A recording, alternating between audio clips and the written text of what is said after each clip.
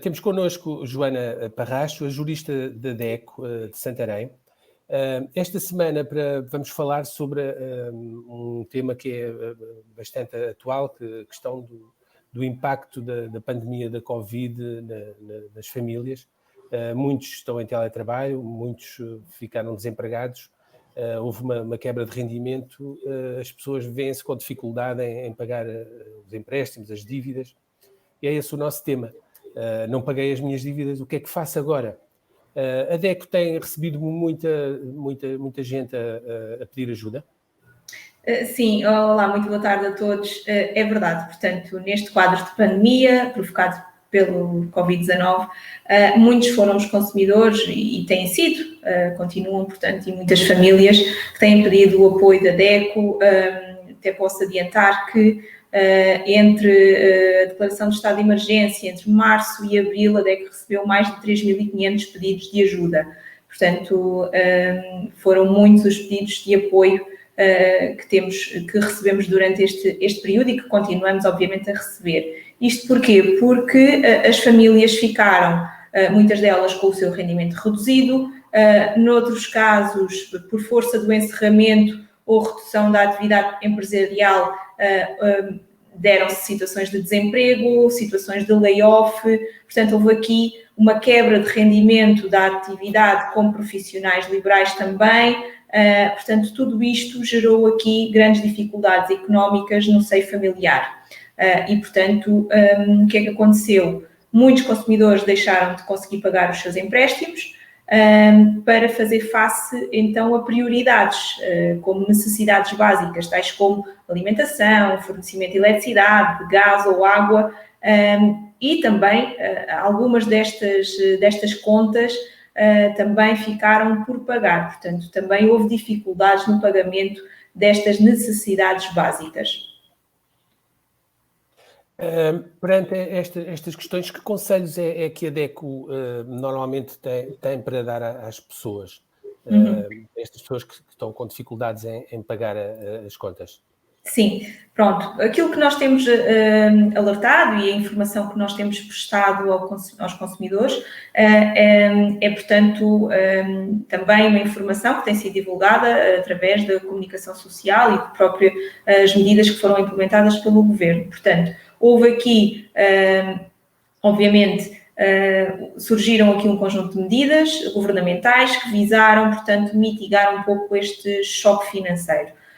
Foi, então, uma das mais importantes, foi, então, o fornecimento dos serviços públicos essenciais, foram salvaguardados, ou seja, estabeleceu-se que não poderia haver cortes nestes serviços e a possibilidade também de poderem ser estabelecidos acordos de pagamento com os respectivos fornecedores.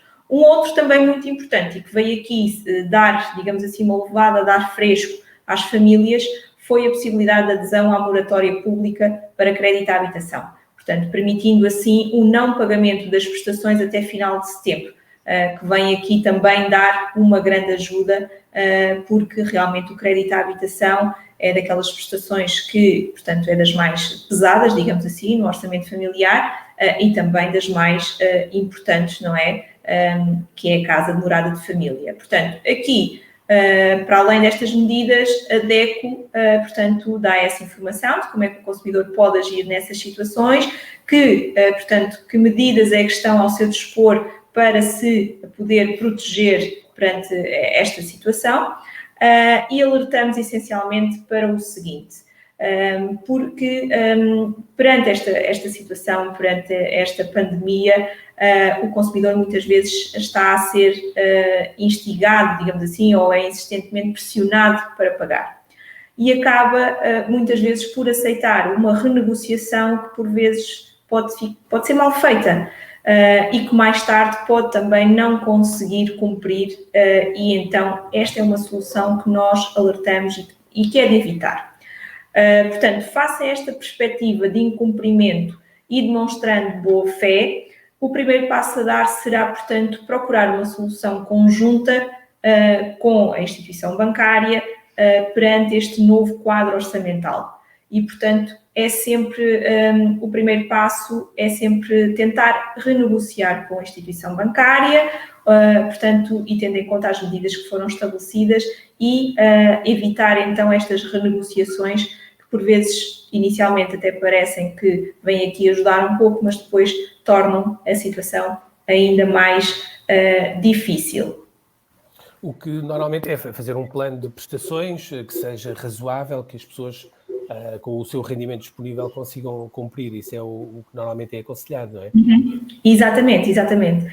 Portanto, ou seja, não tentar só, digamos assim, resolver no momento, não é? Tentar que seja um plano que depois a pessoa também consiga cumprir, não é? Porque, portanto, isto é uma situação que nós não sabemos, pronto, como é que irá evoluir, como é que a questão do desemprego, pronto, neste momento a situação está complicada, não é? Para algumas famílias e, portanto, tem que se chegar aqui a um entendimento de valores, pronto, obviamente que a família, o consumidor consiga depois cumprir. Neste caso, os bancos também têm, por seu lado, por sua vez, se veem que o consumidor está em incumprimento e que está com certas dificuldades, também deverão dar início a um procedimento que é o chamado PARI, que é o Plano de Ação para o Risco de Incumprimento. E aí devem, obviamente, ser os primeiros, não é, a entrar em contacto com o consumidor e a propor um plano de pagamento que se ajuste, então, às circunstâncias que as famílias estão a vivenciar, portanto, neste momento. Portanto, muito importante aqui é evitar ofertas milagrosas de crédito fácil. Portanto, tentar uma renegociação e evitar estas ofertas milagrosas de crédito fácil. Porquê? Porque também têm chegado várias questões e vários pedidos de apoio em que depois os consumidores solicitam, portanto, estes créditos que muitas vezes são publicitados como sendo créditos na hora, portanto, sem grandes juros ou sem pagamento de juros, e depois são sempre pedidos ao consumidor que avance com um determinado valor para que o seu crédito seja aprovado e são quase como são dados praticamente como garantidos, mas depois aquilo que se verifica em concreto é que o consumidor depois deixa de ter feedback, portanto, dessas empresas. Do outro lado, deixam de responder, por vezes quando respondem é para dizer que afinal o crédito não foi aprovado e depois o consumidor não consegue ser reembolsado, portanto, dos valores que teve que avançar para a chamada abertura do processo ou para, portanto, uma tentativa de essas empresas conseguirem os créditos. Portanto, é muito importante ter atenção a isto porque temos tido também várias reclamações neste sentido, pois estas práticas são ilegais e fraudulentas e, portanto, não deverão, obviamente, deixar-se levar por aí.